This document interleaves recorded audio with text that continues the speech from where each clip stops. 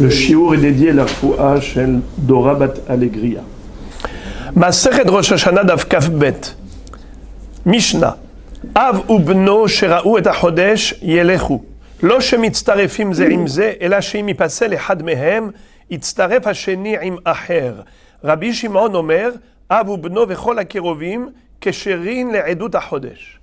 Dans cette Mishnah, on va étudier les halachot qui concernent Edut HaChodesh. Qu'est-ce que c'est que Edut HaChodesh? Akadosh Baruch Hu a dit à Moshe Rabbeinu de fixer le Rosh Chodesh en fonction de la néoménie, l'apparition de la nouvelle lune. Car nous le savons que la lune, elle apparaît et disparaît. Son parcours, il dure 29 jours, 12 heures et 793 halakim d'une heure. Les Chachamim ont réparti l'heure non pas en 3600 secondes, mais en 1080 fractions, dont chacune d'elles fait à peu près 3 secondes, 3600 secondes, donc c'est à peu près 3 secondes. Pourquoi ils ont pris ce chiffre? Parce qu'il est divisible, facilement divisible plusieurs fois. Donc si on arrive à 29 jours, 12 heures et 793 halakim, particules d'une heure, eh bien on a le parcours lunaire. La Lune, elle a progressé pendant à peu près 15 jours, elle a régressé pendant à peu près 15 jours. À l'issue de cette période, elle disparaît totalement pendant quelques heures pour réapparaître, puisque la luminosité de la Lune, elle est en fonction de sa position face au Soleil et face à la Terre. Un peu comme un miroir. Je peux faire réfléchir la lumière au travers du miroir. Naron, le reflet de la lumière, je peux vous l'orienter. Et c'est comme ça que par rapport à sa position, la Lune va refléter la lumière solaire de plus en plus, jusqu'à ce que, finalement, il y aura l'éclipse totale, il y aura une disparition de la lumière totalement, et quelques heures après, ça reprend. Cette réapparition de la luminosité de la Lune s'appelle Molad Alevana, la renaissance de la Lune. Et Akadosh Baruch Hu a montré à Moshe Rabbeinu ce premier croissant de Lune, et il lui a dit « Ha-Chodesh hazeh lachem, Rosh Chodashim, kazeh re'eh vekadesh » Dès que tu verras, toi, tu es le premier du Rosh HaSanhedrin, tu es le chef du Sanhedrin de ton époque, mais ce sera pareil pour tous les Sanhedrin qui se succéderont dans les générations à venir. Il est de leur devoir de fixer le Rosh Chodesh et de le sanctifier, ce qu'on appelle Kiddush HaChodesh, comme on verra plus tard, qui devait proclamer Mekudash, Mekudash. En effet, c'était sur la base de la déposition de 2 témoins qui avaient vu la lune réapparaître et qui venaient témoigner, ce qu'on appelle Edut HaChodesh. On allait mener l'enquête pour être sûr que ce n'étaient pas des menteurs, et une fois que c'était sûr et certain, c'était de toute évidence un témoignage juste et vrai, authentique, alors le Beddin allait proclamer Mekudash, Mekudash. Généralement, quand est-ce qu'on avait le Molad Alevana? Pendant la nuit du 30e, puisque c'est 29 au soir, donc c'est pendant la nuit du 30e jour. Vayi Erev, Vayi Boker Yom Echad. Donc le 30e jour, quand on dit 29 au soir, 29 et 12 heures, ça veut dire qu'on est déjà dans le 30. Mais il faut le savoir que, de manière générale, on apprend d'un passouk de la Torah, où il est écrit Ad Chodesh Yamim, qu'un Chodesh doit être composé, constitué que de Yamim, que de jours, pas d'heures. Ça n'existe pas des heures. 29 jours et 12 heures et 793 halakim. Ça, c'est vrai que c'est le parcours lunaire. Mais dans le calcul des mois, on n'a que des mois de 29 jours ou des mois de 30 jours. Parce que 29 et demi et 29 et demi, ça fait 59. 59, c'est 30 et 29. Alors on a 6 mois pleins de 30 jours, on a 6 mois creux de 29 jours. 6 fois 30, 180, 6 fois 29, 174. 180 et 174, c'est 354, c'est l'année lunaire. Alors que l'année solaire, c'est 365 jours et 6 heures. Le décalage, il est de 11 jours et 6 heures. En tout cas, étant donné que on a des mois creux, des mois pleins, Mais en réalité, on ne va pas fixer le calendrier comme on l'a aujourd'hui. Un calendrier qui a été élaboré par Hillel, le deuxième Hillel, pas le premier Hillel Azaken, qui a, après le Horban Bet Hamikdash, il a établi le calendrier selon les calculs astronomiques de manière fixe, régulière et figée. Tandis qu'à l'époque du Sanhedrin, il mitzvah les Kadesh al pi Re'iyah. Il y avait une mitzvah d'être Mekadesh selon la Re'iyah. À l'époque du Sanhedrin, il fallait absolument fixer le Rosh Chodesh d'après la déposition des deux témoins qui avaient vu la réapparition de la lune, la renaissance, le Molad Alevana. Dans la mesure où il n'y avait pas de témoins qui étaient venus, soit parce qu'il n'y a pas eu de témoignage, soit parce que le Molad a eu lieu après. En effet, puisqu'on a 29 jours, 30 jours, alors il se peut que le Molad ait lieu le jour d'après, donc ils n'ont pas vu. La nuit du 29 au soir, ils n'ont pas vu. Et puisqu'ils ne l'ont pas vu, donc ils ne sont pas venus. S'ils ne sont pas venus, donc le lendemain matin, il n'y a pas eu de Eidim, il ne va pas y avoir de fixation de Rosh Chodesh. Si le Beit Din ne va pas fixer le 30e jour du mois précédent comme premier jour du mois suivant, ça veut dire que le mois précédent, il n'est pas de 29 jours, il est de combien? De 30 jours. S'il est de 30 jours, c'est quand Rosh Chodesh automatiquement le lendemain, puisque c'est ou 29 jours ou 30 jours. Si personne n'est venu le 30e jour pour témoigner qu'il a vu la lune le 29 au soir, alors il n'y a pas de Eidim. S'il n'y a pas de Eidim, on ne pourra pas fixer ce jour-là, le 30e, on ne pourra pas le fixer comme Rosh Chodesh du mois suivant. Donc le mois précédent, il n'est pas de 29 jours, il sera de combien? De 30 jours. Il ne sera pas un Chodesh Hasser, mais un Chodesh Malé. Alors maintenant, la Mishnah nous dit comme ça. Quels sont les critères pour considérer que ces témoins sont kashers? Selon Rabbi Shimon, nous verrons dans la Mishnah, il considère que il y a une exception par rapport à Edut HaChodesh. Bien qu'en général, les Edim, par rapport à un témoignage quelconque, que ce soit Edé Kiddushin, ou Edé Gerushin, ou Edé Mamonot, ou Edé Nefashot, n'importe quel Edut, requiert des critères. Il ne faut pas que ce soit des Krovim, il ne faut pas que ce soit des proches parents, ni entre eux, ni par rapport aux concernés. Il ne faut pas que ce soit des Rechaim, il faut que ce soit des hommes, pas une femme. Il ne faut pas que ce soit des Avadim, Nachon, et ainsi de suite. Il y a toutes sortes de critères.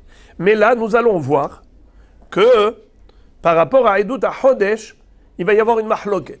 Selon Chachamim, Edut HaChodesh, c'est comme une Edut classique. Pour Rabbi Shimon, Edut HaChodesh fait exception. Bien qu'en général, deux Edim ne peuvent pas être proches l'un de l'autre, deux frères par exemple ne sont pas kashers, mais pour Edut HaChodesh, même deux frères sont kashers. Ou un père avec son fils. Ils sont kashers. Pour Edut HaChodesh. Mais d'après Chachamim, non, ils ne sont pas kashers. Et on verra dans la Gemara sur quoi s'appuie cette mahloket. Pourquoi Rabbi Shimon dit que c'est kasher? On va lire. Mishnah. Av ubno shera'u et HaChodesh yelechu. Un père et son fils qui ont vu la néoménie, c'est-à-dire la lune réapparaître, il faut qu'ils aillent au Sanhedrin pour témoigner. Lo shemitztarefim ze im ze. C'est pas parce qu'ils sont associables. On peut associer le père et le fils dans un tel témoignage. Pas du tout. Ils ne sont pas kashers si c'est un témoignage d'un père et fils en même temps. Alors quel est l'intérêt qu'ils aillent tous les deux? Et là, sheim y passait les hadmehem, itztaref hasheni im acher. Comme ça, si jamais l'un d'entre eux a été disqualifié, eh bien l'autre pourra servir de témoin. Par exemple, il s'avère que l'un d'entre eux, par exemple le père ou le fils, c'était un rachat. c'était un voleur, c'était quelqu'un qui n'était pas apte au témoignage. Et de ce fait, le Beddin l'a disqualifié. Alors, ok, mais l'autre, il peut servir de témoin. Si on a un deuxième témoin qui est un étranger, on peut associer l'un des deux à l'étranger. S'il y en a un des deux qui a été disqualifié, eh bien, heureusement qu'ils sont venus tous les deux à Jérusalem. Comme ça, on a pu se servir du deuxième.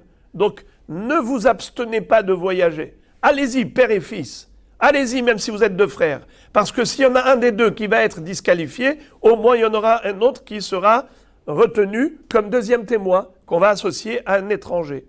Ou bien, par exemple, s'il y en a un qui n'a pas tenu devant l'enquête du Beddin, on lui a posé des questions qu'on en verra dans les Mishnayot plus tard, eh bien, il a baratiné, il a dit n'importe quoi. Et comme sa déposition a été disqualifiée, alors il a fallu prendre comme témoin le deuxième. Voilà pourquoi il faut qu'ils y aillent, comme ça disent Chachamim.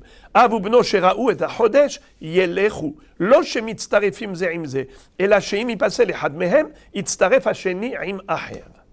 Rabbi Shimon omer, Av ubno vechol hakerovim kesherim le'edut hachodesh. Rabbi Shimon n'est pas d'accord. Et il dit, un père et son fils sont cachers. Spécialement pour Edut HaChodesh. Et on verra dans la Gemara d'où il apprend ça. La Gemara tout de suite va citer, la Mishnah va tout de suite citer une opinion opposée à celle de Rabbi Shimon, qui rejoint celle de Tanakama. C'est Rabbi aussi. Ama Rabbi aussi, Maase betuviya harofe, il était une fois docteur Tuviya, Shera'a et HaChodesh birushalayim, qui avait vu la nouvelle lune quand ils étaient à Jérusalem. Hu ubno ve'avdo meshuhrar, lui et son fils et son esclave. Mais cet esclave, qui était à l'origine cananéen, mais il a été meshuhrar. S'il a été meshuhrar, maintenant qu'il est libéré, qu'est-ce qu'il est devenu, les amis? Un juif à part entière. Donc normalement, il devrait être apte au témoignage. Et pourtant, on verra tout de suite que quand il a été avec son fils et son serviteur à Jérusalem, qu'est-ce qui s'est passé? Il y a eu une première version et ensuite une deuxième. D'abord les Kohanim et ensuite le Sanhédrin. Vekiblu a Kohanim oto ved beno paslu et avdo. Les Kohanim, c'était le premier filtre. Ils ont dit, attends, vous êtes trois là. Qui êtes-vous? Celui-là c'est mon fils, celui-là c'est mon esclave. Alors ils lui ont dit, toi et ton fils vous êtes cachers, mais pas ton esclave. Pardon, excusez-moi, c'était mon esclave. Maintenant, il est libéré. Les Kohanim ont dit, même s'il a été libéré, il n'est pas cachère. Pourquoi? Parce que il faut qu'il soit meyuhas, d'une généalogie où il n'y a pas de faille, même auparavant. Ça veut dire qu'il ne faut pas qu'il provienne d'une ascendance goy. Exactement comme qui? Comme Moshe Rabbeinu et Aharon. HaChodesh hazeh lachem. On verra après dans la Gemara que les Kohanim, ils apprenaient comme Rabbi Shimon. Qu'est-ce qu'a dit Rabbi Shimon? Rabbi Shimon a dit que HaChodesh hazeh lachem rosh chodashim. C'est qui lachem? Bachem. Toi, Moshe, avec ton frère Aaron, vous êtes apte à témoigner de la nouvelle apparition de la lune. HaChodesh hazeh lachem, bachem. Comme ça pense Rabbi Shimon. Et comme ça pensaient les Kohanim. Comme Rabbi Shimon. Et donc, deux frères, ils sont cachers. Mais attention, il faut que ce soit des gens comme vous. C'est-à-dire, toi, Moshe et Aaron, vous êtes Meyuhasim, les enfants de Amram, qui est le fils de Itzhar, qui est le fils de Kehat, qui est le fils de Lévi, qui est le fils de Yaakov Avinu, de Yitzhak Avinu, d'Abraham Avinu, de haute dynastie, de généalogie qui est pure. Alors, regardez Tosfot, le premier Tosfot de la page. Ou paslu et avdo, savrela ki Rabbi Shimon, demarchir bekarov. Parce que les Kohanim pensaient comme Rabbi Shimon, qui dit qu'un karov, il est kacher, il est apte à témoigner. Vea chodesh hazeh lachem, hainu bachem. Et le mot lachem, ils le traduisent comme bachem. Vedarshina nami kesherim ou meyuhasim. Les maouté ger ou mamzer. Ça veut dire que le mot bachem, qui veut dire comme vous, eh bien vous êtes meyuhasim, vous n'êtes pas des mamzerim, vous n'êtes pas des guérim. Eh bien, c'est comme ça que doivent être les Edim de Edut HaChodesh. Le gars, qu'est-ce qu'il a fait, le gars? Oui, mais pour Edut HaChodesh, non. Pour Edut HaChodesh, non. C'est spécial. C'est qui a dit ça? C'était les Kohanim et Rabbi Shimon. Par contre, Ukshebaou lifne beddin, mais lorsqu'ils sont arrivés devant le Sanhedrin, Kiblu oto et avdo ou paslu et beno. Mais le Sanhedrin ont dit c'est juste le contraire. On peut accepter le monsieur Touvia, docteur Touvia, avec son esclave, son ex-esclave. À chaque fois je dis esclave. Non, avdo meshuhrar, son ex-esclave, qui aujourd'hui est un juif à part entière, tout à fait éligible et apte à être témoin, même pour Edut HaChodesh. Il doit être meyuhas, probablement. Non, ça n'existe pas, Eved Meyuhaz. S'il est Eved Kenarani, donc il est dans l'absolu pas Meyuhaz. C'est exactement le contraire de Meyuhaz. C'est un Cananéen, donc il n'est pas Meyuhaz. Donc, justement, eux ils disent on n'a pas besoin de Meyuhaz. Même un guerre peut être Ed, on n'a pas besoin qu'il soit Meyuhaz. C'est ça ce qu'ils ont dit le Sanhedrin. Edut HaChodesh, c'est comme une Edut classique. Est-ce qu'on a jamais disqualifié un guerre? Jamais. Jamais.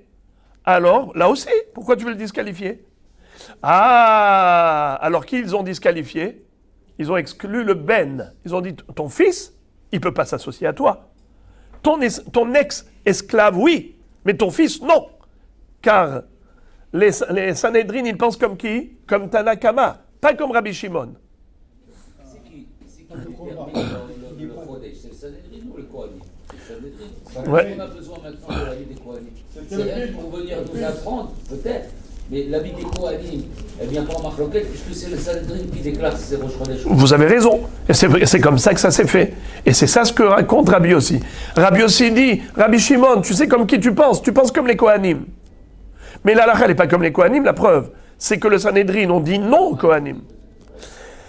Donc, je résume la Mishnah. D'abord, on a la première opinion. Tanakama qui disqualifie le Karov. Qu'est-ce que dit Tanakama? Un père et fils ne sont pas associables. Il faut que ce soit deux étrangers. Ensuite, Rabbi Shimon, il dit oui, père et fils ou deux frères sont associables. Là, c'est Edut HaChodesh, c'est exceptionnel. On accepte même deux témoins qui sont proches l'un de l'autre. Ensuite, on a Rabbi Yossi, qui rejoint Tanakama. Et il dit, Rabbi Shimon, sache que toi et Tanakama, vous êtes dans une marloquette qu'on a retrouvée déjà à l'époque du Beth Amikdash, à l'époque des Kohanim. Les Kohanim ont dit, on peut associer père et fils. Mais le Sanhedrin a dit, on ne peut pas associer père et fils. Là, la est comme qui? Pas comme les Kohanim, là, la est comme le Sanhedrin. Voilà. Fin de la Mishnah. La Gemara maintenant pose la question, elle dit Amar Rabbi Levi, Maïtama de Rabbi Shimon. Comment Rabbi Shimon a pu qualifier la déposition de deux témoins qui sont proches l'un de l'autre? Mais généralement, deux proches ne sont pas cachés pour une Edut. Pourquoi Edut HaChodesh ferait exception? Réponse. Dirtiv, Vayomer Hashem el Moshe vel Aharon be'eretz Mitzrayim lemor HaChodesh hazeh lachem rosh chodashim Edut zo tehe keshera bachem. Car lorsque Akadosh Baruch Hu s'est adressé à Moshe Rabbeinu pour lui ordonner la première mitzvah, laquelle?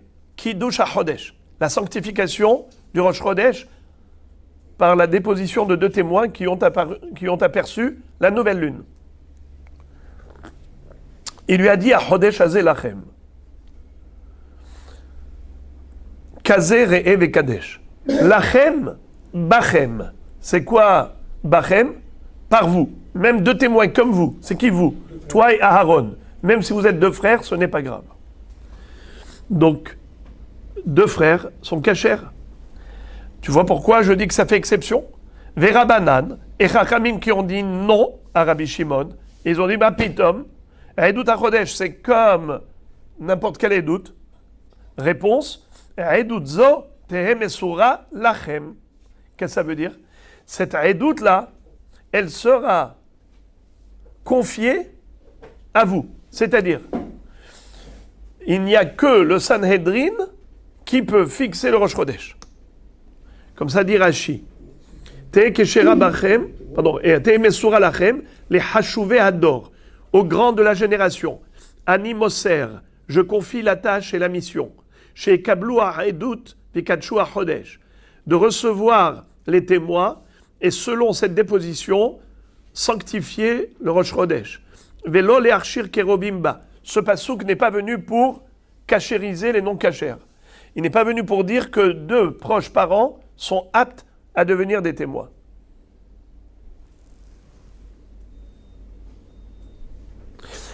Très bien. Ah, Rabbi Yossi nous a raconté Maaseh Betuvia Harofé. Il était une fois docteur Tuvia et ainsi de suite. Amar Rav Hanan Barava, il cheta ke Rabbi Shimon. Rav Hanan Barava a dit que la halacha est comme Rabbi Shimon, qui qualifie même 2 frères ou un père et fils pour Edut HaChodesh. Amar le Rav Huna le Rav Hanan Barava. Alors Rav Huna lui a objecté en disant Rabbi aussi, ou Maaseh, Ve'atamar tilcheta ki Rabbi Shimon, comment tu as pu trancher la halacha comme Rabbi Shimon? Tu ne vois pas que Rabbi aussi s'oppose à Rabbi Shimon? Et nous avons une règle que toujours la halacha est comme Rabbi aussi. Halacha ki Rabbi aussi mehaverav, shetamo venimuko imo. Rabbi aussi, lorsqu'il est opposé à d'autres hachamim, la halacha elle est comme lui. Pourquoi? Parce que toujours il donnait de bonnes explications pour clarifier son opinion. Il arrivait à donner des justificatifs, des raisonnements qui étaient intelligibles pour tous. Il y a des gens qui disent des choses profondes, mais difficilement compréhensibles pour l'auditoire. Voilà, ce n'est pas à la portée de tous. Mais Rabbi aussi, Ta'amo veni muko imo. Pourquoi je vous dis ça? Parce que Rabbi Meir Ba'alanes, il est dit de lui qu'il était extrêmement harif, extrêmement profond. Et comme dit la Gemara, Galoui ve'yadou alifne mishe amar ve'aya olam she'en bedoro shel Rabbi Meir kemoto. Umipnema lo nifseka halacha kemoto, mipene shelo yardu haverav lesof da'ato. On le sait que Akadosh Baruch Hu, lui, qui a créé le monde, il savait que Rabbi Meir, il n'y a pas comme lui dans sa génération, tellement il était harif, pointu, très intelligent, très profond. Mais justement, parce qu'il était capable de te convaincre d'une chose et de son contraire. Il te démontre maintenant, il fait nuit, alors qu'il fait jour. Il te démontre, non, il fait jour. Et dès qu'il te démontre quelque chose, tu restes comme ça, bouche bée, devant ces démonstrations intellectuelles. Et tu dis, mais il a raison, mais il a raison. À chaque fois, il arrive à te convaincre. Alors, tu ne sais pas quand est-ce qu'il a vraiment raison. C'est pour cela que, puisqu'il y a mar'é, même het panim tamé, même het panim tahor, tu ne sais pas. Alors, est-ce que c'est tahor ou c'est tamé? Mais Rabbi aussi, c'était limpide comme l'eau de roche, c'était simple, accessible à tous. Tamo venimuko imo. La halakha est comme Rabbi aussi. Alors, comment tu es posé comme Rabbi Shimon? Mais on connaît la règle. Halakha qui Rabbi aussi, mais haverav. Uno. Secondo. Marasé. Rabbi aussi, il t'a pas simplement donné son opinion. Il t'a raconté une histoire de Kohanim et de Sanhedrin. Le Sanhedrin a été posé pas comme Rabbi Shimon. Alors pourquoi tu es posé comme Rabbi Shimon? C'est la kushia que pose Rav Huna à Rav Hanan bar Rava qui a dit halakha qui Rabbi Shimon. Alors il lui a dit, voilà pourquoi je suis posé comme Rabbi Shimon. Amarle ve'azimnin sagi'in amrit kameh de Rav il cheta ki Rabbi Shimon velo amarli velamide. Il lui a dit parce que moi, à maintes reprises, j'étais devant Rav, le grand maître de la génération, et j'ai dit que la halakha est comme Rabbi Shimon, et il n'a pas relevé. Il ne m'a fait aucune remarque. Sous-entendu qu'il est d'accord avec moi que la halakha est comme Rabbi Shimon. Alors, j'ai dit halakha qui est Rabbi Shimon devant Rav, et Rav ne m'a rien dit. Qui ne dit mot, consent, ça veut dire que la halakha est comme Rabbi Shimon. Voilà pourquoi j'ai dit halakha qui est Rabbi Shimon. Ah d'accord, si il avait dit Rabbi aussi, si c'était la halakha qui était Rabbi aussi, il n'aurait pas repris. Voilà. Puisqu'il ne l'a pas repris, ça veut dire qu'il approuve. Alors, Alors, il lui a dit, attends, je veux que tu me racontes comment tu as récité la Mishnah devant Rav. J'ai bien envie d'entendre exactement comment s'est passée cette histoire. Amarle Hechi Tanit. Comment tu as lu la Mishnah? Amarle Ifra.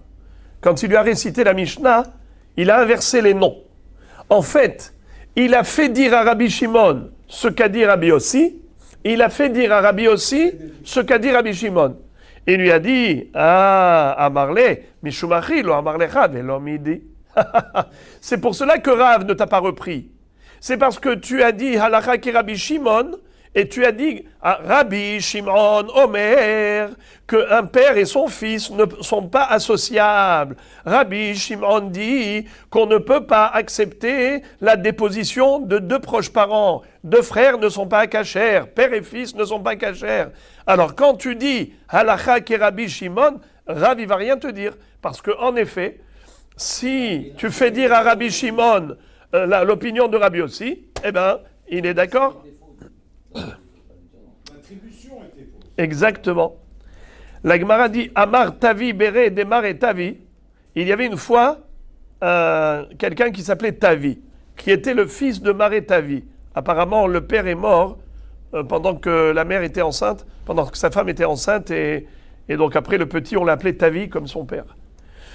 Tavi, Béré Demar et Tavi, Amar Marokva, Amar Shemuel, il a dit au nom de Marokva, qui a dit au nom de Shmuel, Ilcheta qui est Rabbi Shimon. La halakha, elle est comme Rabbi Shimon. Alors, il y a ceux qui veulent dire que Shmuel pensait que la halakha, elle est comme Rabbi Shimon, mais selon la version de Rav Hanan Barava, c'est-à-dire à l'envers. Il a fait dire aussi à Rabbi Shimon ce qu'a dit Rabbi Yossi, il a fait dire à Rabbi Yossi ce qu'a dit Rabbi Shimon. Et comme le Maasé du Sanhedrin, avec l'histoire des Kohanim dans le Beth Amikdash, nous montre que le Sanhedrin a donné raison à cette opinion, à savoir qu'on ne peut pas accepter deux proches parents en tant que témoins, c'est la raison pour laquelle Shmuel, il a été posé que la halakha est comme ça. Halakha qui est Rabbi Shimon. Bien qu'en général, la halakha est comme Rabbi Yossi, mais ici, comme il y a eu un Maasé Rav. Ça s'appelle Maasé Rav. Un Maasé, c'est Gadol. Rav, ça veut dire c'est Gadol. Maasé Rav. Un Maasé, c'est une preuve forte. Comme on a eu l'histoire des Kohanim et du Sanhedrin, voilà pourquoi on a été posé que la halakha ainsi. Nouvelle Mishnah. Elouen Apessoulin. Avant cela, dans la Mishnah précédente, on a parlé de la disqualification des témoins à cause du problème de proximité familiale. Est-ce que c'est un problème ou pas? Est-ce que c'est un critère de cacheroute ou pas?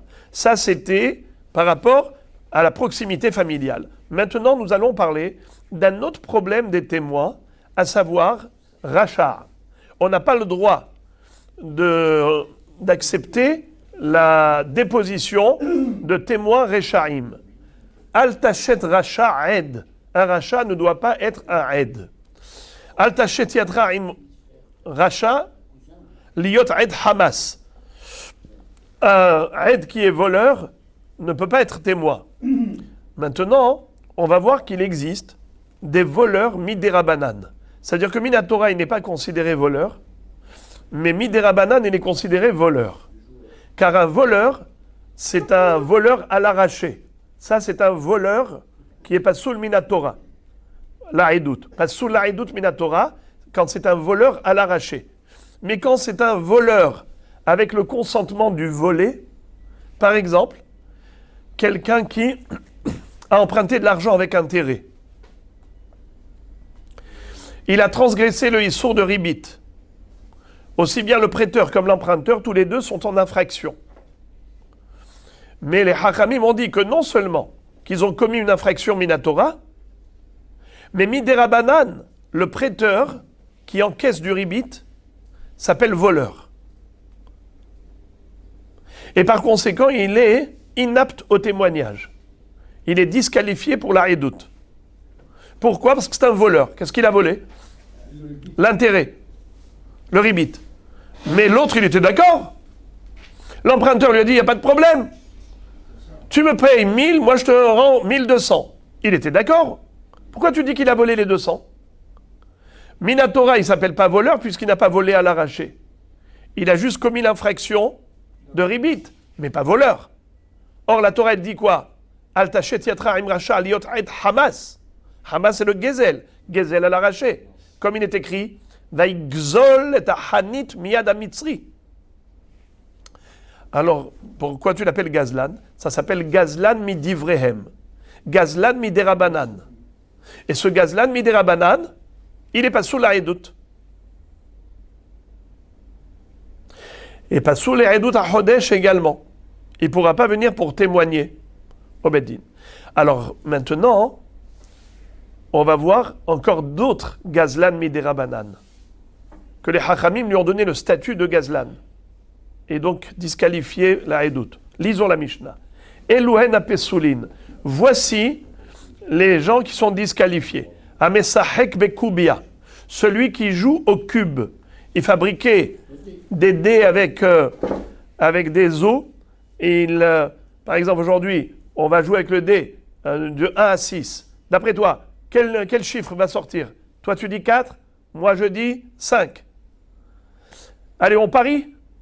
Allez, mets 1000 shekels sur table. Chacun met 1000 shekels. On parie. Celui qui a gagné, il empoche les 2000. Alors, ça, c'est un voleur midérabanan. Pourquoi? Parce que Asmarta, Lakania. Car on considère que celui qui a misé, qui a mis 1000 shekels, il a mis 1000 shekels pour gagner, mais pas 1000 shekels pour perdre. Il pensait qu'il allait pouvoir gagner, c'est pour ça qu'il a mis les 1000 shekels. Jamais une personne est prête à perdre 1000 shekels comme ça en une seconde. C'est seulement parce qu'il se berçait d'illusions de gagner, qu'il allait avoir le mazal, il tentait toute sa chance. Mais en réalité, jamais il n'aurait voulu perdre. Et de ce fait, l'autre qui a gagné ce que lui a perdu, c'est un voleur avec consentement. C'est un voleur avec consentement. Il est considéré comme étant pasoul la edout, parce qu'il est gazlan midivrein. Il s'appelle voleur midérabanan. Je répète. Elouen apesoulin, voici les gens qui sont disqualifiés à ce témoignage de Edout HaChodesh, Amesahek, Bekubia, ou Malve, Beribit, ou bien ceux qui prêtent avec intérêt, ou Mafrihe, Yonim, ou bien ceux qui vont parier par rapport à la course des pigeons. Allez, quel pigeon il va aller le plus vite? Le tien ou le mien? Le tiercé. Quel cheval il va plus vite? Vesohare Shevi'it. Ceux qui font du business avec les fruits de la Shemitah.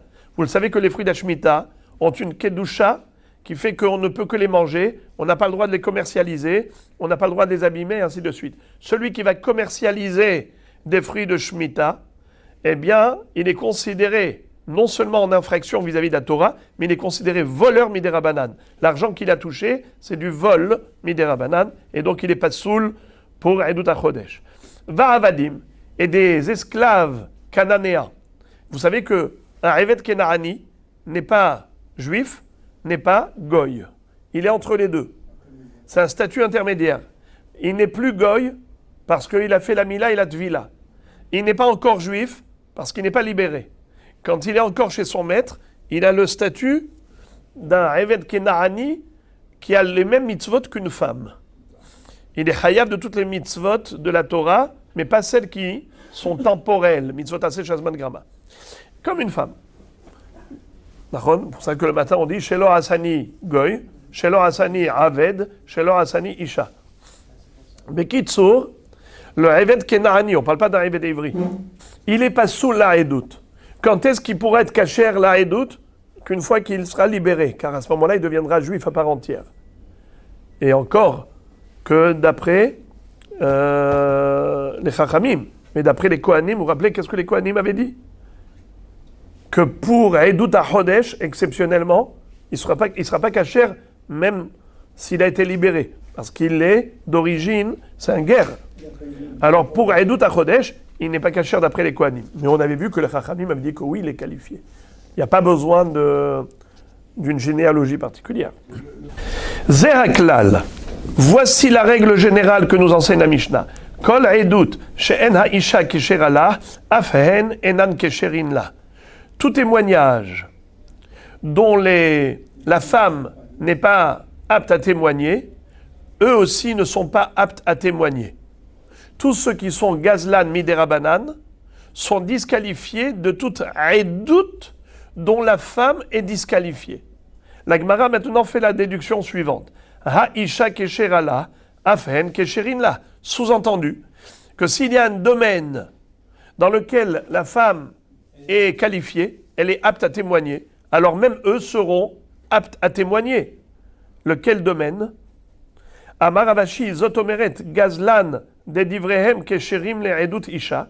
En effet, Ravashi enfonce le clou et il dit qu'en effet, un gazlan qui n'est que midérabanan, considéré gazlan, il est kasher pour edut isha. Qu'est-ce que c'est que edut isha? Edut isha, c'est une femme aguna. Vous savez qu'une femme dont le mari a disparu de la circulation, on ne sait pas s'il est mort, s'il y a quelqu'un qui vient, s'il y a 2 témoins qui nous disent qu'il est mort, elle peut se remarier. Mais s'il n'y a qu'un seul témoin qui raconte qu'il est mort, est-ce qu'elle peut se remarier? Réponse, oui. Ah bon? Mais pourtant dans la Torah il est écrit qu'une edout c'est que 2 témoins. C'est vrai. Mais les hachamim ici, ils ont fait une koula. Et ils ont dit que même un témoin suffirait. Comment ça se fait? Quoi? La Torah dit non et hachamim vont dire oui. En fait, les hachamim s'appuient sur une règle. Isha daika umin seva. Une femme, elle ne va pas aller se remarier à la va-vite.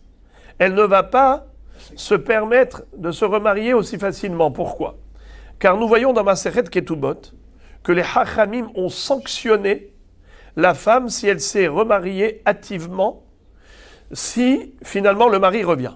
Si le mari revient sur ses 2 pieds et il la trouve avec un autre homme remarié, alors à ce moment-là, ses enfants seront considérés mamzerim. Baneha mamzerim, misé ou misé. Tetse, misé ou misé. Elle devra divorcer des 2, elle recevra le guet des 2. Elle n'aura pas droit à la ketouba, elle n'aura pas le droit aux mésonotes, elle n'aura pas le droit au bélaot. Il y a énormément de sanctions que les hachamim ont fait tomber sur sa tête, à cette femme, qui font qu'elle n'a pas intérêt à se remarier à la va-vite. C'est sûr qu'elle va mener une enquête approfondie avant d'adopter cette démarche. Isha daika ou minseva. D'abord, elle va être médailleket et après, elle va se marier. Elle va aller là-bas, elle va aller dans l'endroit où il était là-bas le dernier jour. Dites-moi, est-ce que vous avez vu mon mari? Nanani, nanana. Elle va poser 1001 questions. Elle va mener une enquête de folie. Si elle s'est remariée, c'est qu'elle s'est assurée, elle a eu les informations nécessaires pour être sûre et certaine qu'en effet, il est mort. Et donc, c'est comme ça que on va la libérer de sa aginout. Elle sera plus aguna. Donc, en fait, qu'est-ce que ça veut dire? Que les hachamim ont fait une koula. Chasve shalom, contre la Torah, non.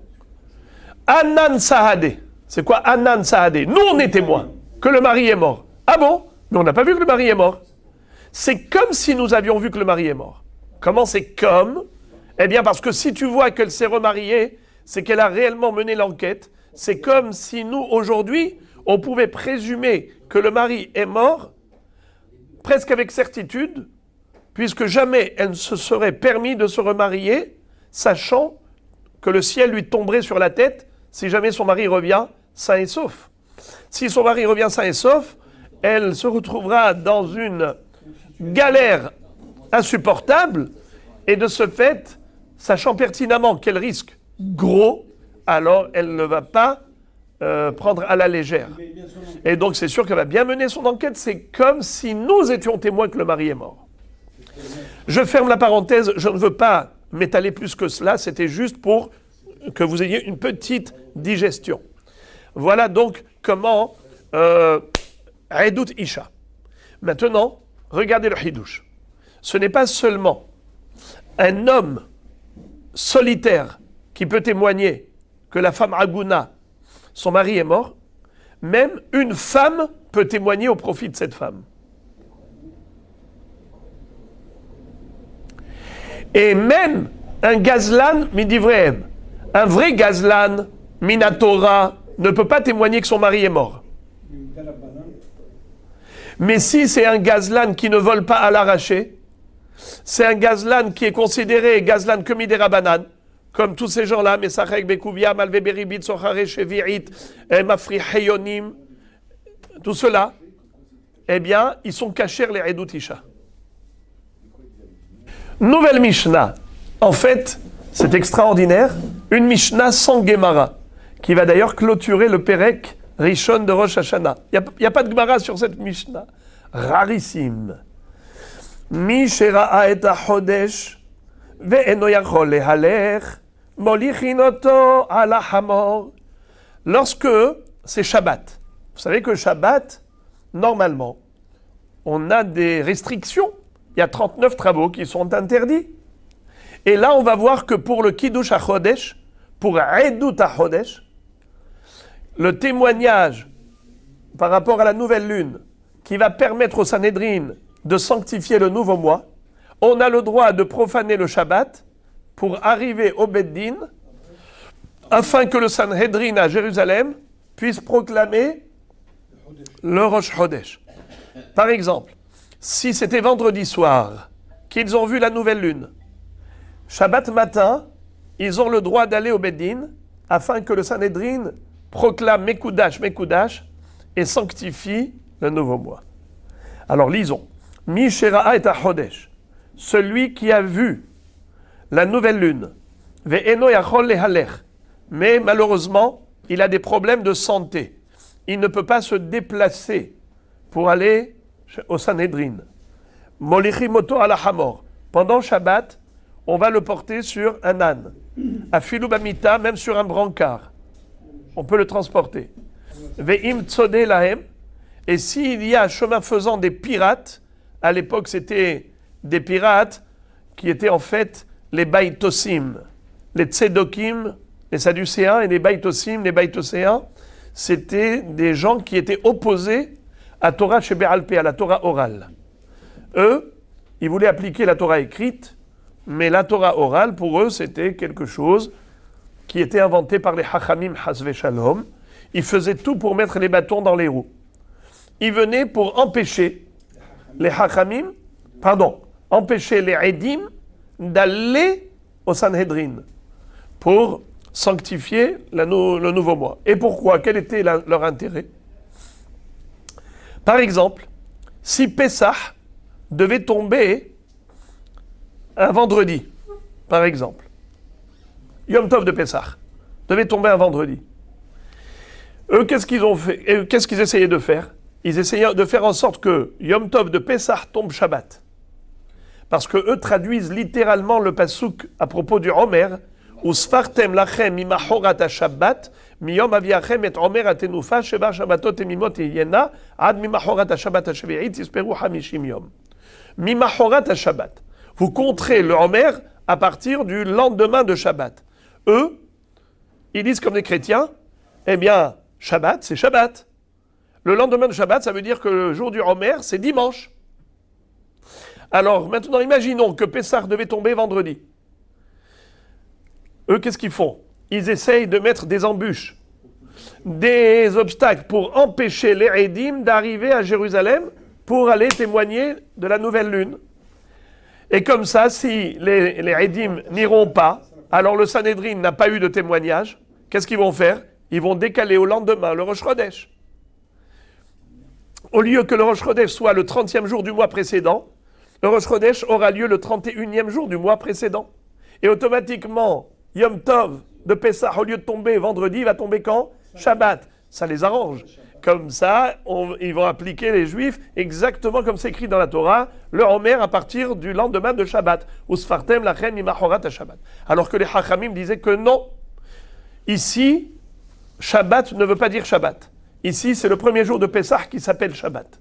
Usfartem lachem mimachorat ha-Shabbat, c'est Yom Tov de Pessah qui s'appelle Shabbat. En tout cas, eux, ils étaient tzodé. C'est quoi tzodé? C'est comme un tsayad, un chasseur. Metsuda, qui met un piège. Ils mettaient des guet-apens, des pièges. Cela, ils venaient pour empêcher les Edim d'arriver au Sanhédrin. Qu'est-ce qu'il fallait faire? Il fallait prendre des bâtons, des matraques. Comme ça, s'ils viennent pour nous empêcher, On va leur donner une tannée, et comme ça, on va continuer jusqu'à Yerushalayim. Ve'im tzode lahem lokrim biadam maklot. Ve'im aita derech rechoka. Et si le chemin était lointain, lokrim biadam mezonot. Même pendant Shabbat, on a le droit de prendre sa gamelle, son sandwich, pour arriver jusqu'au Sanhedrin, parce qu'il habitait très loin, les deux Haïdim habitaient loin. On a le droit de profaner Shabbat pour la Haïdout HaChodesh, le témoignage du Kiddush HaChodesh. She'al mahalach laïla vayom mechalelin et Shabbat veyotzim le Haïdout HaChodesh. S'il faut marcher, même laïla vayom, on va arriver juste avant la Shkira de Shabbat au Sanhedrin, et le Sanhedrin vont dire Mekoudash, quand? Avant la Shkira. Si tu sais que tu vas pouvoir arriver avant la Shkira de samedi après-midi, tu vas arriver à la Shkira, et que le Sanhedrin vont pouvoir recevoir les Edim, mener l'enquête et témoigner, et déclarer Mekoudash, ça vaut la peine, même de profaner le Shabbat. Shene Emar, Ele Moadé Hashem Asher Tikreu Otam, Bemoadam. Qu'est-ce qu'on apprend du mot Bemoadam? Qu'il faut fixer le Rosh Chodesh en son temps. Et la Torah, elle a écrit en son temps pour quoi faire? Pour te dire Afilou be Shabbat. Même si ça tombe Shabbat et qu'il faut profaner le Shabbat, tu as le droit. Hadran alach arba raché shanim. Voilà, on a terminé premier perek de Masechet Rosh Hashanah. Commençons perek sheni. La Mishnah. Im ena makirimoto meshalechin imo acher le'aido. Si ils ne le connaissent pas, ça veut dire, maintenant que les baïtosim ont commencé à semer la zizanie, maintenant que les baïtosim commençaient à mettre les bâtons dans les roues, qu'est-ce qui pouvait se passer? C'est qu'un baïtos devienne témoin. Vous imaginez? C'est qui va venir au Beddin? Un baïtos qui va venir témoigner du faux. Faux et usage de faux. Pourquoi? Par rapport à leurs intérêts, à ces baïtosim, qui voulaient parfois décaler ou avancer le Rosh Chodesh, ils étaient capables de venir faire un faux témoignage. Alors qu'est-ce qu'il fallait désormais? Que les témoins soient absolument crédibles. Et pour cela, il fallait une attestation. Une attestation de qui? De deux autres témoins qui témoignent de ces témoins. Ça veut dire que il faut une attestation de crédibilité, de loyauté, d'honnêteté. Et par rapport à cela, voilà ce qui est écrit. Im enam makirim oto. Si le Sanhedrin ne connaissait pas la qualité de cet homme, parce que c'était un étranger pour le Sanhedrin. Si le Sanhedrin connaissent la personne et ils savent que c'est quelqu'un de fiable, il n'y a pas de besoin d'attestation. Mais si c'est quelqu'un qui est inconnu du bataillon, eh bien, il faut une attestation de crédibilité. Mais shalehin imo aher le'aido. Alors, le Beddin de la ville, par exemple de Natania à Jérusalem. Alors, le Beddin de Natania allait envoyer avec ce témoin un autre témoin pour attester de sa crédibilité. Et la Mishnah nous explique pourquoi est-ce qu'on en est arrivé là. Car au début, initialement, on acceptait le témoignage de quiconque. Tout le monde était crédible, avec une présomption d'innocence jusqu'à preuve du contraire. Mais, Mishekil Kelu Abaitosim, mais depuis que les Baïtuséens se sont mis à faire des leurs, alors on a commencé à se méfier et on n'acceptait que ceux qui avaient une attestation de crédibilité. Maï Aher, Had. Quand on a dit qu'on envoyait avec le témoin quelqu'un d'autre pour attester de sa qualité. Quand tu dis, Meshalehin Aher Imo, c'est quoi Aher? Un autre, one, only, un seul. La Gemara pose la question, elle dit, Vehad mi meheman, est-ce qu'un seul témoin est kasher? on sait très bien que la Torah nous dit Al Pishnaim Edim Yakum Davar, il faut 2 témoins. Alors comment on peut attester de la qualité de quelqu'un en disant oui, il est crédible, il est loyal, on le connaît, mais c'est un seul témoin. Comment un seul témoin peut témoigner? Ve'atania, ma'aseh shebaou ve'edav imo le'id alav. Pour enfoncer le clou, la Gemara cite une baraïta dans laquelle on voit clairement qu'un jour on a envoyé quelqu'un pour témoigner, c'est écrit hu ve'edav imo. C'est quoi edav? C'est témoin au pluriel. Edim shelo. Donc tu vois bien qu'il faut 2 pour témoigner et attester de la qualité d'une personne. Alors pourquoi tu me dis dans la Mishnah aher, une seule personne? Réponse. Amar Rav Papa, Maï aher, zug aher. Rav Papa te dit que le mot aher ici, ça ne parle pas de l'individu, ça parle du couple. Un couple de témoins. C'est-à-dire une paire de témoins. Un couple. Donc, Meshalchin aher imo, ça veut dire un autre couple de témoins pour attester du premier. Achinami mistabra. Et la Gemara dit, et c'est logique, en fait, cette réponse, elle n'est pas tirée du chapeau, c'est une vraie réponse.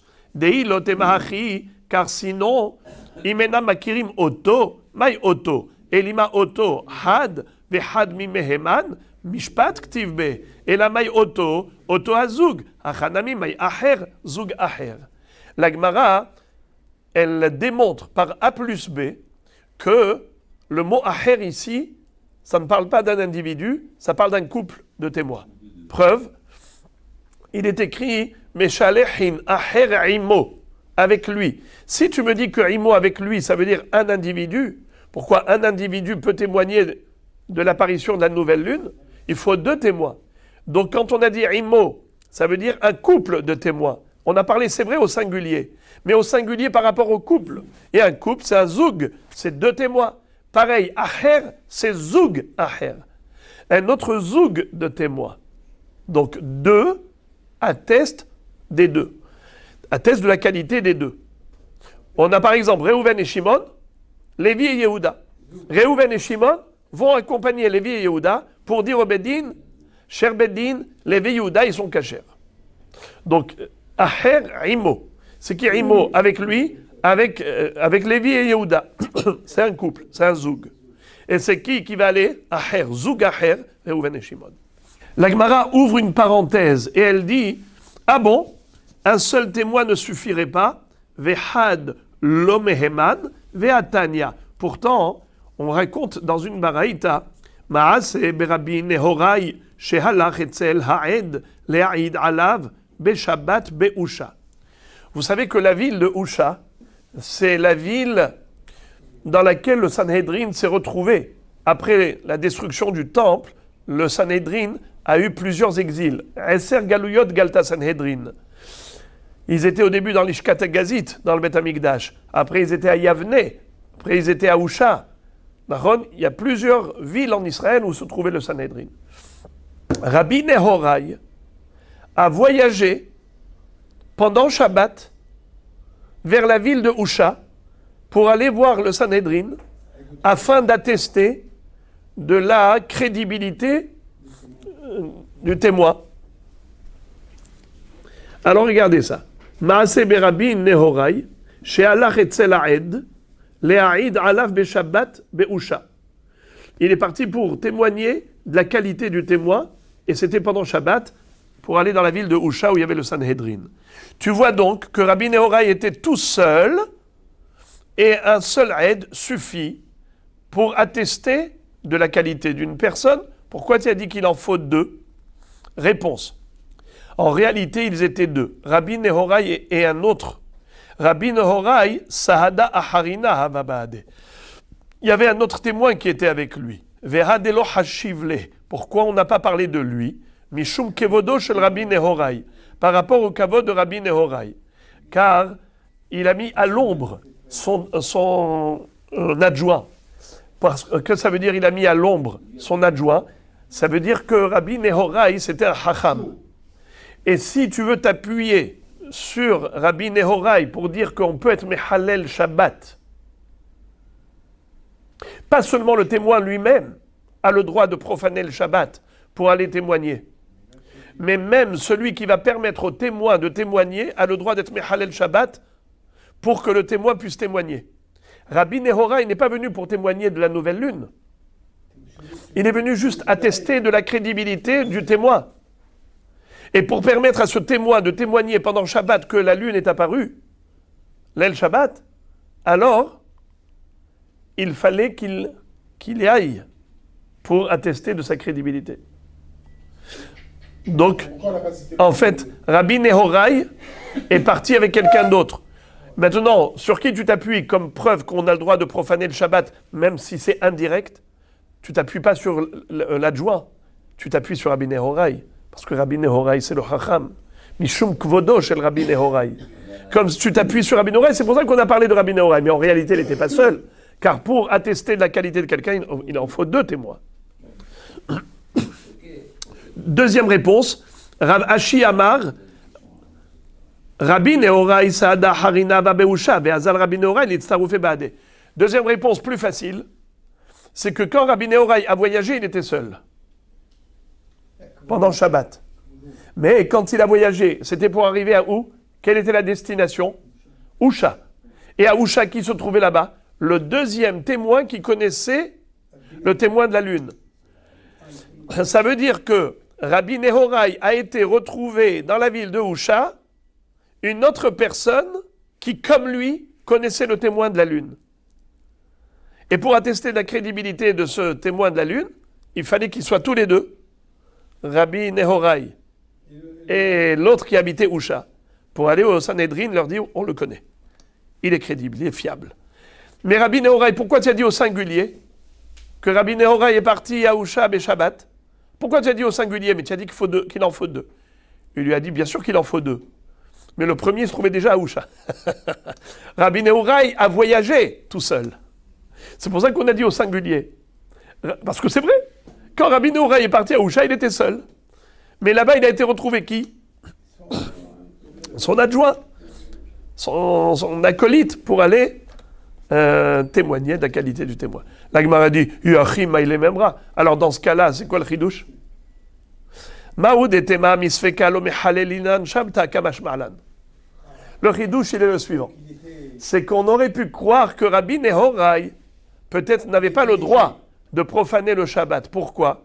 Car, ok, tu es sûr que tu vas trouver le deuxième témoin chez lui à la maison pour aller attester de la qualité du témoin de la lune, mais peut-être tu vas faire tout ce voyage, Rabbi Nehorai, tu vas faire tout ce voyage de chez toi jusqu'à Usha, tu as profané le Shabbat, et finalement, quand tu vas frapper à la porte pour aller chercher le deuxième témoin, tu vas dire, tu vas toquer à la porte, personne n'ouvre. Et on te dit, ah, mais il est parti passer Shabbat chez sa belle-mère. Comment Rabbi Nehorai a pu faire un voyage sans avoir la certitude que le deuxième témoin qui va attester de la qualité du témoin de la lune se trouvait à Usha? On a le droit de profaner le Shabbat misafek, c'est ça le chidouche. C'est ça le chidouche. C'est que tu as le droit de profaner le Shabbat même en étant un facteur indirect. Tu n'es pas le facteur direct, tu n'es pas toi-même le témoin de la lune, avec tu vas attester de la fiabilité de son témoignage du témoin de la lune, et ce n'est même pas sûr que tu vas pouvoir trouver ton adjoint là-bas pour former le couple de 2 témoins, et malgré tout c'est moutard. Pourquoi? Et les Moadé Hashem Asher Tikreu Otam, Bemoadam afilu Beshabbat va afilu misafek. Rabbi Shimon demande, notre cher ami, pourquoi est-ce que Rabbi Nehorai avait le droit de voyager de voyager pendant Shabbat, être Mehalel Shabbat, pour aller éventuellement croiser un autre témoin pour attester de la qualité du témoin. Mais peut-être qu'il ne va pas le trouver chez lui. Et la Gemara dit que malgré tout, mais ça fait qu'on avait le droit. Alors, la question est de savoir, c'est ça ce que dit Rabbi Shimon, mais Hilul Shabbat, ça fait que des Oraïta la Humra. Ça fait que des Oraïta la Humra. Alors, on peut dire deux choses. Soit que le Chilul Shabbat qu'il a fait, c'est juste un Chilul Shabbat d'Erabanan, c'est-à-dire par exemple de traverser le Tchoum, que c'est assour que d'Erabanan. Première possibilité, ou de monter à cheval, que c'est assour que d'Erabanan. Et ça, alors là je dis, ça fait que d'Erabanan la Kula. Autre possibilité, même si c'était un Chilul Shabbat de Oraïta, par exemple de transporter dans la main des mésonotes, puisque lui il savait qu'il y avait le Eid là-bas. Seulement, il n'est pas sûr à 100% de le trouver. Mais il y a une forte probabilité qu'il soit chez lui. Normalement, quand je vais chez quelqu'un qui habite quelque part, je présume que je vais le trouver chez lui. Surtout Shabbat. Shabbat, les gens ne sortent pas de chez eux. Je vais aller chez un tel.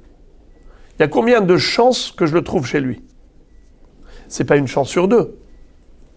C'est à 90%, je le trouve chez lui. Les gens sont généralement chez eux. Donc c'est pas 100%, mais il y a une forte probabilité. Alors ça s'appelle tout de même Safek, mais on peut être Mechalel le Shabbat pour le... Il y a 1% de risque, mais d'après la probabilité, d'après le Rov, il n'y aura pas de... Ce ne sera pas pour rien que je suis venu jusque-là. Rabbi Nehorai, il n'est pas venu ici, mi Safek, un Safek de 50-50. C'est un Safek de 90-10. C'est pour répondre à votre question par rapport au Chilul Shabbat. Parce que ce que dit Rabbi Shimon, il dit, tu as d'une part Safek mitzvah de Kiddush HaChodesh. D'autre part, tu as Safek Avera de Chilul Shabbat. Pourquoi le Safek mitzvah va être plus fort que Safek Chilul? Je voudrais renforcer la question de Rabbi Shimon. Pour regarder par exemple Brit Mila. Un bébé qui est né pendant Shabbat. On fait la Brit Mila Shabbat. Quel est le din si on a un Safek, est-ce qu'il est né Shabbat? Par exemple, il est né Ben Hashmashot. Par exemple, vendredi soir, vendredi après-midi, vendredi soir, il est né au crépuscule entre la Shkira et Tzet HaKochavim. Alors, qu'est-ce qu'on fait? On ne fait pas la Brit Mila Shabbat. On fera la Brit Mila dimanche. Pourquoi? Parce que on a un Safek d'Eoraïta de Chilul Shabbat. Bien que la Mila, quand c'est Vaddaï Mila, Vaddaï, il est né Shabbat, oui, on peut faire la Mila pendant Shabbat, mais quand c'est un Safek, est-ce qu'il est né Shabbat? On repousse. Pourquoi? Parce que tu dis que la mitzvah qui peut repousser le Shabbat, c'est quand c'est Vaddaï mitzvah. Mais quand c'est Safek mitzvah, le Safek mitzvah n'est pas Doché Shabbat. Alors, la question de Rabbi Shimon, elle a toute sa force. Comment se fait-il que Rabbi Nehorai avait le droit, mais Safek, de profaner le Shabbat pour venir faire la mitzvah de Kiddush HaChodesh? La mitzvah de Kiddush HaChodesh, elle est Doché Shabbat. Ça, on en convient. Mais est-ce que Safek mitzvah de Kiddush HaChodesh aussi est Mechalel Shabbat? Elle permet le Chilul Shabbat? A priori non, puisque on devrait appliquer la règle que le Safek de Horaïta du Shabbat est plus fort. Mais là, on peut dire que c'est Safek des Safek. Non, il y a un diouk entre les deux là. Il y a un diouk. Vous avez dit vous-même. Ici, on est dans le Hazaka de 90-10. Dans le Safek Yom Laïla, c'est 50-50. C'est ça la réponse que je vous ai donnée. Bravo. D'abord, j'ai renforcé votre question et maintenant je donne la réponse. C'est de dire que quand est-ce qu'en effet on ne peut pas enfreindre le Shabbat mi-Safek, c'est quand c'est un Safek Shakoul, 50-50. Mais lorsque c'est un Safek 90-10, là on va d'après le Rov. Ahare Rabbim Leatot. La Torah elle-même nous dit qu'on doit suivre le Rov. Alors dans un Safek, on suit le Rov. Je pense que j'avais un doute. Peut-être qu'on peut dire que c'est une chance sur deux qu'il trouve chez lui. Peut-être oui, peut-être non. Mais je pense que c'est plus 90-10. Parce que les gens, Shabbat, ils ne sortent pas de chez eux en général. Il peut être invité chez sa belle-mère. Mais combien de fois la belle-mère invite? Ça veut dire qu'en général, le rove des fois, la personne se trouve chez elle. On peut dire aussi que c'est un Hilul Shabbat des Rabbanan, comme vous l'avez dit au début. C'est pour ça que j'ai donné deux réponses. Soit qu'on parle d'un problème de Tchoum, ou un problème de, comment on appelle ça, de quelqu'un qui chevauche un animal pendant Shabbat, qui monte à cheval, le Issour, c'est comme des Rabbanan. Vous savez pourquoi? L'interdiction de faire porter à un âne ou à un cheval un objet, c'est un Issour Mehamer qui est Assour Midoraïta. Par contre, monter soi-même à cheval, c'est pas Assour Minatora. Pourquoi? Parce que Hay Noset Atzmo, un homme vivant, il se porte lui-même, il s'auto-porte. Si je prends un bébé dans la main, qui peut marcher, et je le prends, je le soulève et je marche avec dans la rue, Minatora, il n'y a aucun Issour. Hay Noset Atzmo, il se porte lui-même. Miderabanan, c'est Assour. Alors les Hachamim qui ont interdit, ont autorisé pour Kiddush HaChodesh. Donc c'est pour ça que je donne deux réponses. Tout ça, ça n'engage que moi. Peut-être que c'est faux, mais j'essaye de répondre à votre question qui est forte. La Gemara maintenant nous raconte qui ata Ula Amar qui deshua leyarha b'ma'arava. Lorsque Ula est arrivé d'Eretz Israël en Babylonie, il a raconté aux Babyloniens que les Bnei Eretz Israël, c'est-à-dire le Sanhédrin en Israël, avaient fixé le Rosh Chodesh tel jour. Amar Rav Kahana a dit à ce propos, L'ami Ba'ya Ula, des Gavra Rabahu de Meheman, il n'y a pas que Ula, qui est un grand homme, un grand hacham, que c'est sûr qu'il est crédible, et la filu inish de Alma, mais même une personne ordinaire, Nami Meheman, est également crédible. Maïtama, pour quelle raison on peut accorder crédibilité à n'importe qui vient nous raconter que le Sanhédrin à Jérusalem a fixé Rosh Chodesh tel jour? Parce que Kol milta de avid ale iglouye l'homme échakreba inche. Toute chose qui va s'avérer fausse devant tout le monde le saura, alors les gens ne mentent pas. C'est-à-dire qu'il y a des choses qui sont mystérieuses. Tu peux mentir, tu peux ne pas mentir. Par contre, quelque chose dont tout le monde va connaître, finalement c'est une information qui va être divulguée à l'échelle internationale. Tu vas te ridiculiser à tel point de dire un mensonge qui dans quelques jours va s'avérer faux, alors tu ne vas pas te permettre. Dans ce cas-là, n'importe qui est crédible quand il te raconte que le Sanhédrin à Jérusalem a fixé tel jour comme Rosh Chodesh. Maintenant, Barishona hayume kabelim edut hachodesh mikol adam. Aïe, aïe, aïe, aïe, aïe. La Mishnah nous a raconté le déroulement de l'histoire, comment au fil des générations, la formule avait changé. Au début, toute personne qui venait témoigner était crédible, mais à un moment donné, on a exigé une attestation de loyauté, de crédibilité, à cause des Baïtosim. Alors, on va nous raconter l'histoire des Baïtosim. Tanu Rabbanan. Ma kilkul kilkelu à Baïtosim. Quel a été le sabotage des Baïtosim et pour quelle raison? Alors, en fait, on ne va pas nous expliquer ici la raison, c'est Tosfot qui explique la raison au nom de Rashi, c'est-à-dire Rashi lui-même nous explique, et Tosfot aussi le répète, et après ils ont un débat, parce que Rashi dit Bouramatril, Leat'ot et Hachamim, Tosfot aussi, mais la Gemara va nous expliquer comment ils se sont fait piéger les Baïtosim. Pa'amahat, il était une fois, Bikshu Baïtosim, Leat'ot et Hachamim. Les Baïtosim ont voulu induire en erreur les Hachamim pour pas qu'ils fixent le Rosh Chodesh tel jour, parce qu'après, Pessah va tomber vendredi. Eux, ils voulaient que Yom Tov Rishon de Pessah tombe Shabbat. Qu'est-ce qu'ils ont fait? Sacheru shene bene Adam be'arba me'ot zuz, echad mishel lanu ve'echad mishel lahem. Ils ont trouvé deux témoins qu'ils ont soudoyés. Ils leur ont donné 400 zouz, 200 zouz à chacun. 200 zouz à l'un et 200 zouz à l'autre. Venez témoigner un faux témoignage. Mais ils n'ont pas su qu'ils sont tombés dans le piège. Pourquoi? Parce qu'il y avait Ehad Michel Lahem. Il y avait un témoin qui était un vrai baïtossi.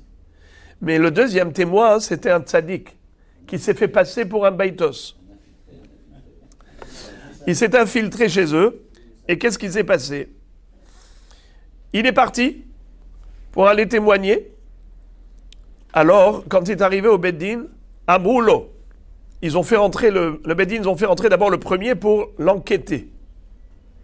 Shelahem Herid Eduto Beyatsa. Leur témoin, il a déposé son témoignage et il est sorti.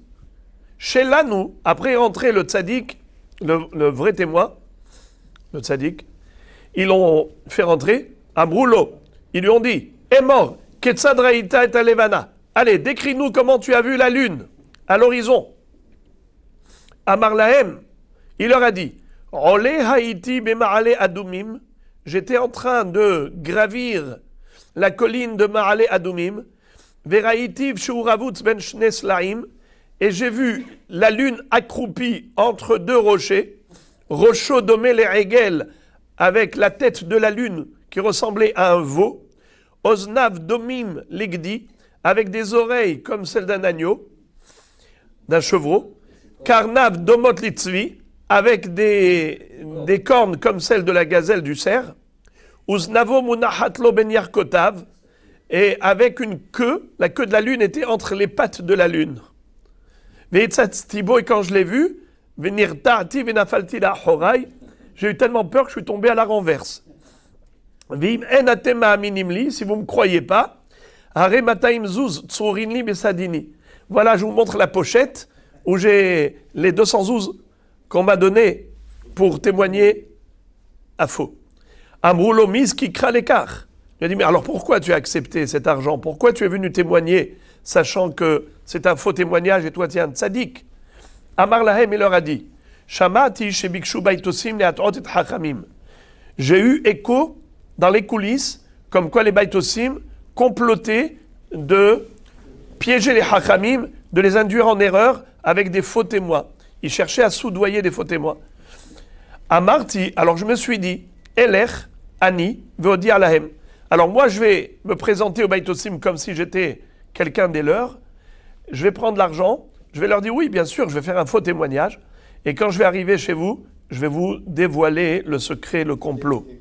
Shema yavohu bene adam shenameu ganim viatru et hachamim. Car si ce n'était pas moi, eh bien, qui est-ce qui serait venu? Un vrai faux témoin. Alors au moins, moi j'étais un faux témoin. Amroulo, ils lui ont dit, le Sanhedrin, Mataim zouz netonim lecha bematana. Ces 200 zouz ont les offres cadeaux. Ve'asocherecha imata hala amud. Et celui qui a loué tes services et qui t'a donné les 200 zouz, c'est lui qu'on va attraper, on va l'attacher au pupitre et on va lui infliger une flagellation. Be'ota sha'a itkinu shelo yu mekablim et ha-chodesh ela mina makirim. Depuis ce moment-là, on a décidé que plus jamais on ne se fie au témoignage de témoins inconnus du bataillon. Il faut que ce soit des gens crédibles, avec une attestation de crédibilité. Maintenant, nouvelle Mishnah. On va terminer juste avec cette Mishnah.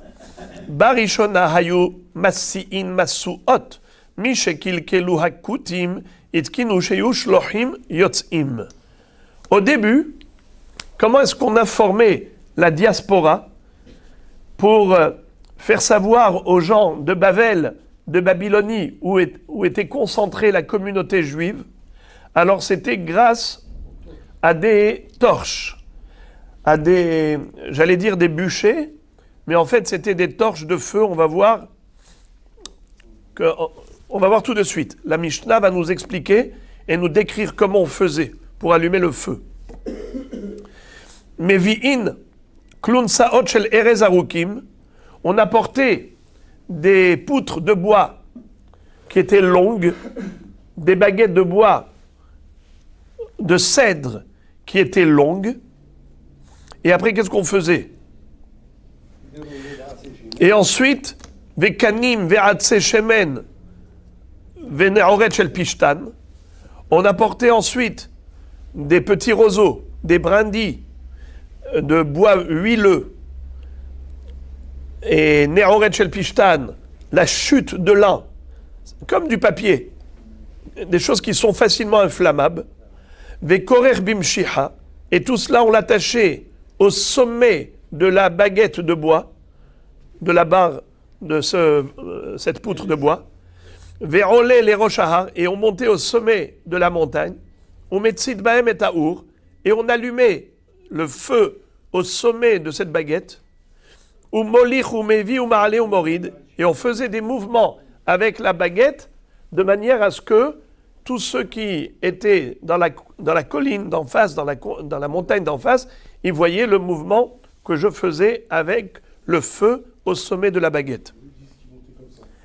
Parce que si molich ou mevi, ça comme ça s'appelle ma'ale ou morid. Mais là on voit ici molich ou mevi ou ma'ale ou morid. C'est-à-dire molich mevi, ma'ale morid. On faisait les deux mouvements, de haut en bas, mais aussi de part et d'autre.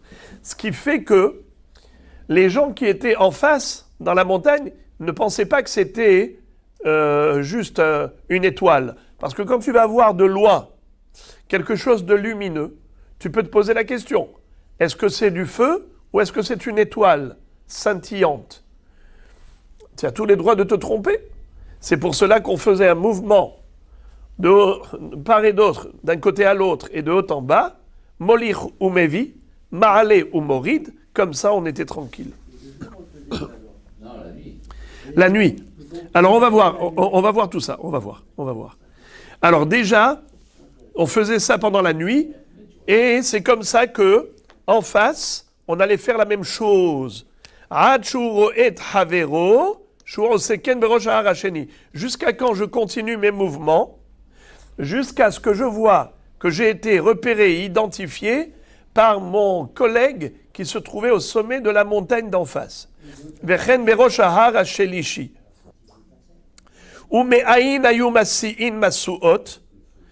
Et à partir de quelle montagne on allait commencer les masuot, ces torches?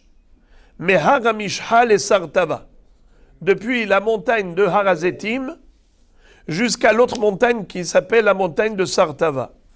Omi Sartava les Groufina, et ensuite de Sartava à Groufina. Omi Groufina les Havran, de la montagne de Groufina à la montagne de Havran. Omi Havran les Bet Baltin, et de Havran jusqu'à Bet Baltin. Omi Bet Baltin lozazu misham, et la molich umevi, ma'ale umorid achayaro ekola gola kula, les fanav kimdorat haesh. Qu'est-ce que ça veut dire? Une fois que on est arrivé de Haramishha à Sartava, de Sartava à Groufina, de Groufina à Bet Baltin, c'est comme ça qu'après de Bet Baltin, on continuait ces mouvements, Ma'ale Morid ou Molich Umevi, jusqu'à quand? Jusqu'au moment où il voit devant lui que toute la Babylonie, on va voir que c'était spécialement la ville de... non, pas la ville de Husha, la ville de... La Gemara va nous dire que c'est la ville de Pumbadita. La ville de Pumbadita, elle, là-bas, on va voir que, du coup, toute la ville de Pumbadita était éclairée. Par quoi? En fait, tout le monde devait monter au sommet de son toit de maison. Il montait sur le toit de la maison et il prenait une torche. Tout le monde avec une torche, ça veut dire que tout le monde a pris connaissance de l'information. Aujourd'hui, on ferait ça avec du WhatsApp, diffusion à grande échelle. À l'époque, c'était une torche. Donc c'est comme ça que tout le monde était au courant. Depuis Eretz Israël jusqu'à la Gola, jusqu'à Pumbadita. Maintenant, ce qu'ils ont fait, les Rechaim, les Baitosim, ils ont faussé la donne. C'est-à-dire que quand est-ce qu'on faisait cela? C'était à l'issue du Rosh Chodesh. Ça veut dire que le soir, le 29 au soir, les Eidim ont vu la lune apparaître. Ils vont le lendemain matin, donc c'est le 30 en journée. Ils vont raconter. Le Bedin, qu'est-ce qu'ils vont faire? Ils vont sanctifier le Rosh Chodesh. Mekoudash. Le 30 au soir, à l'issue du 30, maintenant, on va divulguer l'information. Donc, comme ça, avec toutes ces torches qui étaient allumées jusqu'en Babylonie, c'est comme ça que on allait avoir l'information diffusée, publiée. Très bien. Qu'est-ce qu'on faisait lorsque il n'y a pas eu de Eidim qui sont venus le 30 en journée? Qu'est-ce qu'on faisait? Eh bien, on ne faisait rien. Si on ne faisait rien, ça veut dire que le 30e n'était pas Rosh Chodesh. Ça veut dire que le 30e, c'est le 30e du mois précédent, c'est pas le premier jour du mois suivant. Alors c'est quand Rosh Chodesh? Si ce n'est pas toi, c'est donc ton frère. Si ce n'est pas le 30e jour qui est Rosh Chodesh, c'est le 31e. Alors là, on n'avait pas besoin de diffuser. Parce que la non-diffusion du 30e comme Rosh Chodesh, automatiquement, ça veut dire que le Rosh Chodesh, c'est le lendemain. 31e jour du mois précédent. Ou le 30e jour du mois précédent devient Aleph du mois suivant. Ça s'appelle un mois creux. Parce que le mois précédent, il n'aurait que 29 jours. Car le 30e, ce n'est pas le 30e. Le 30e, qu'est-ce qu'il est? Aleph, Rosh Chodesh, du mois suivant. Mais si le Beddin n'a pas sanctifié le 30e jour comme étant Rosh Chodesh, comme étant le premier du mois suivant, sous-entendu que ce n'est pas le premier du mois suivant, c'est le 30e du mois précédent. Donc le mois précédent, qu'est-ce qu'il est? Malé, Chodesh Malé. Ce sera quand le Rosh Chodesh? Le lendemain. Donc le lendemain, ça veut dire le 31e. Le 31e jour du mois précédent devient le premier du mois suivant. Alors le code entre eux était le suivant. Si on vous a annoncé, avec la lumière, avec les torches, que ce soir-là, on vous a annoncé qu'aujourd'hui, le Beddin a sanctifié Rosh Chodesh, alors vous savez que le Rosh Chodesh, c'est le 30e. Si on ne vous a rien dit, c'est que c'est décalé au lendemain. C'est facile. Il y avait soit un code actif, soit un code passif. Voilà. Maintenant, qu'est-ce qu'ils font les Baïtosim, les Rechaim? Pour perturber, c'est très facile. Ils allumaient des torches quand? Avant le 30e. C'est-à-dire le 30 au soir. Non, le 30 au soir, au lieu que ce soit... Puisque le Beddin, maintenant, ils n'ont pas eu de Eidim, donc ils n'ont pas sanctifié le 30 comme étant Rosh Chodesh. Ils attendent quand? C'est-à-dire, ils ne vont rien faire. Et si on ne fait rien, c'est que c'est le 31e. Ouais. Eux, qu'est-ce qu'ils ont fait? Ils ont allumé le feu le 30 au soir pour faire croire aux Babyloniens que quoi? Que Rosh Chodesh, c'est le 30. Que le 30e jour du mois précédent, c'est le Rosh Chodesh. Donc ils avançaient le Rosh Chodesh. Ils avançaient le Rosh Chodesh d'un jour. Et ils tombaient bien avec Shabbat. Exactement. Ça, c'est Rechaim, les Baïtosim. Ils ont fait en sorte que finalement, on ne pouvait plus se permettre d'utiliser cette manière, cette formule de publication. Il n'y avait plus de torches de feu. Il n'y avait plus de Masi'in Masu'ot. Désormais, il fallait envoyer des gens, des shluchim pour annoncer, depuis Eretz Israël jusqu'à la Babylonie. Voilà les amis, pour aujourd'hui.